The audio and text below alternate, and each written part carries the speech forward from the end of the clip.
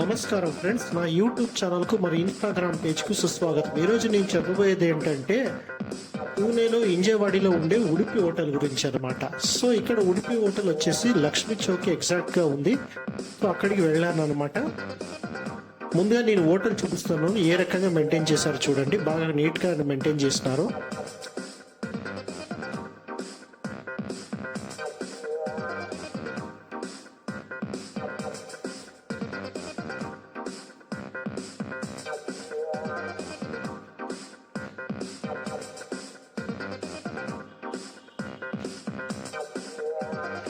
పన్నీర్ మసాలా దోశని నేను ఆర్డర్ చేసినాను అనమాట.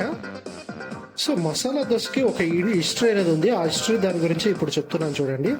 ఇది ముఖ్యంగా ఎక్కడ స్టార్ట్ అయిందంటే కర్ణాటకకి తుళువ మంగళూరు వంటకాల నుండి ఉద్భవించింది అని చెప్తారు. ఇది ముఖ్యంగా ఉడిపి నుంచి స్టార్ట్ అయిందని అంటారు. ఈ మసాలా దోశని ఏ రకంగా ప్రిపేర్ చేస్తారనే దాని గురించి చెప్తున్నాను. మసాలా దోశ వచ్చేసి దక్షిణ భారతదేశంలోని ఒక వంటకం.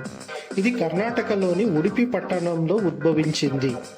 వంటకంలో పట్టణం నుండి పట్టణానికి తేడా ఉన్నప్పటికీ ప్రాథమిక వంటకం సాధారణంగా ఉడికించిన బియ్యం, పోహ మరియు వివిధ చిక్కుళ్ళు యొక్క పులియబెట్టిన పిండితో ప్రారంభమవుతుంది మరియు రుచి కోసం వివిధ సుగంధ ద్రవ్యాలను కలుపుతుంది. ఉదాహరణకు మెంతులు మరియు ఎండిన ఎర్ర మిరపకాయలు సాంప్రదాయకంగా బంగాళదుంప కూర, చట్నీలు మరియు సాంబార్తో వడ్డిస్తారు. ఇది సౌత్ ఇండియాలో దొరికే రెగ్యులర్ ఫుడ్. ఉడిపి హోటల్లో ఇంకో విశేషం ఏంటంటే పూణేలో